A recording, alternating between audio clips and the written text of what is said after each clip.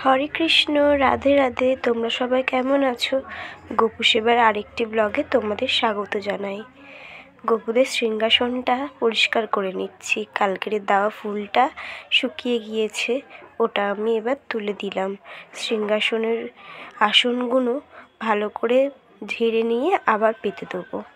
আমি সিংহাসনের আসন যতক্ষণ না নোংরা হয় ততক্ষণ পাল্টাই না। আমি ওই আসনই ঝেড়ে ঝেড়ে পেতে দিই। তারপর শ্রীমদ্ ভগবদ্ গীতাটা সিংহাসনে রেখে দিলাম। নিচটা পরিষ্কারই ছিল, তাই আর পরিষ্কার করিনি। গোপুদের জন্যে আজকের আলু ভাজা হবে, পটল ভাজা হবে, আর হবে ফুলকপি ভাজা। বাজার থেকে জুঁই ফুলের মালা নিয়ে চলে এসেছি। আর এখানে কুচো ফুল আছে, তুলসী পাতা আছে, সেগুলোই দেখাচ্ছি। চলো গোপুদের স্নান করানো যাক। এবার গোপুকে বসিয়ে দিয়েছি, এবার ফুল দিয়ে সাজিয়ে দেবো। এই যে কুচো ফুলগুলো দিয়েছি, দিয়ে গোপুদের দেখো পুরো ফুলে ভর্তি করে দিয়েছি। কি সুন্দর লাগছে তাই না? সত্যি ফুলের একটা আলাদাই সৌন্দর্য থাকে, তাই না? যে কোনো জায়গায় তুমি ফুল দিয়ে দেবে, দেখবে জায়গাটা কত সুন্দর লাগে, তাই না? ফুল দিয়ে সাজিয়ে দিয়েছি, কত ভালো লাগছে। আর আমার গোপুরাও খুব মজা করছে। এই যে আমি আবার উপর দিয়ে একটুকুনি গাঁদা ফুল কুচো করে সাজিয়ে ছড়িয়ে দিচ্ছি ওদের মাথায়। ওপর দিয়ে ফুলগুলো পড়লে বেশ ভালোই লাগে দেখতে, তাই জন্যই দিলাম। ঘটিতে জল নিয়ে নিয়েছি, একটুকুনি ফুল নিয়ে নিয়েছি, আর তুলসী পাতা দিয়ে দিয়েছি। দিয়ে এবার ওদের গায়ে একটু জল ঢেলে নেবো। এই যে ফুল নিয়ে নিয়েছি আর তুলসী পাতা।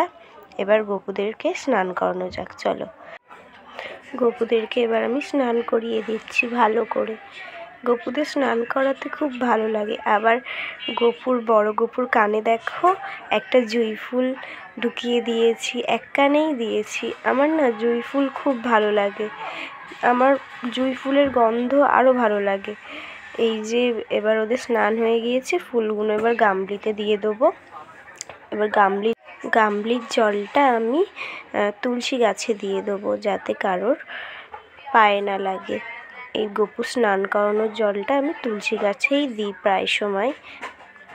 এই যে এবার এগুলো আমি তুলে নিচ্ছি। ফুলগুলো তুলে নেওয়ার পরে আবার গোপুদের একটুখানি স্নান করিয়ে দেবো, কারণ ওদের গায়ে ফুল লেগে আছে, তো আর একটুখানি পরিষ্কার করে ওদের স্নান করিয়ে দেবো।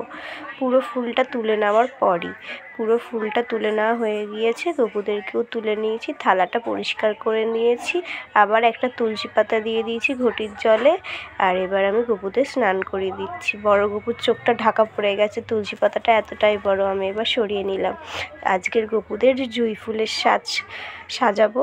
এই যে ওদের জন্য ছোটো ছোটো মালা, মাথার মুকুট, এগুলো তৈরি করেছি।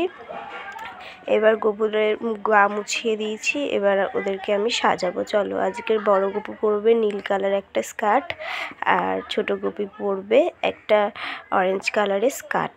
এই যে অরেঞ্জ কালারের স্কার্ট। এই যে আমার গোপুরা সেজে নিয়েছে, জুঁই ফুলের মালা দিয়ে, হাতে পরেছে বালা, মাথায় মুকুট, গলায় হার পরেছে। তোমরা কমেন্টে নিশ্চয়ই জানিও আমার গোপুদের কেমন লাগছে দেখতে।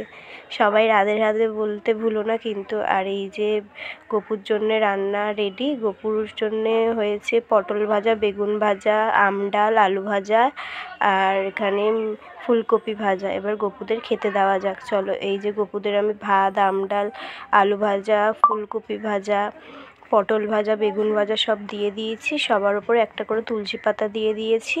এবার গোপুরা খেয়ে নিক।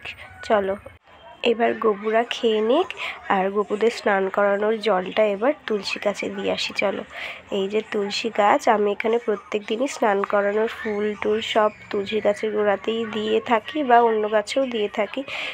আজকের ফুলটা এই গাছেই দেবো, তাই দিয়ে দিচ্ছি ফুলটা।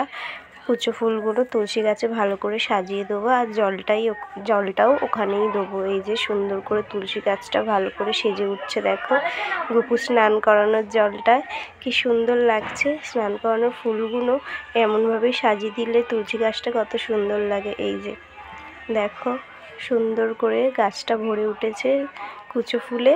আর এই হলো তুলসী গাছ, কত ভালো লাগছে তাই না? সবাই আমার সাথে বলো হরে কৃষ্ণ, রাধে রাধে। তোমাদের সাথে দেখা হবে আবার পরে। সবাই খুব ভালো থেকো আর হরে কৃষ্ণ রাধে রাধে বলতে ভুলো না কিন্তু। টাটা।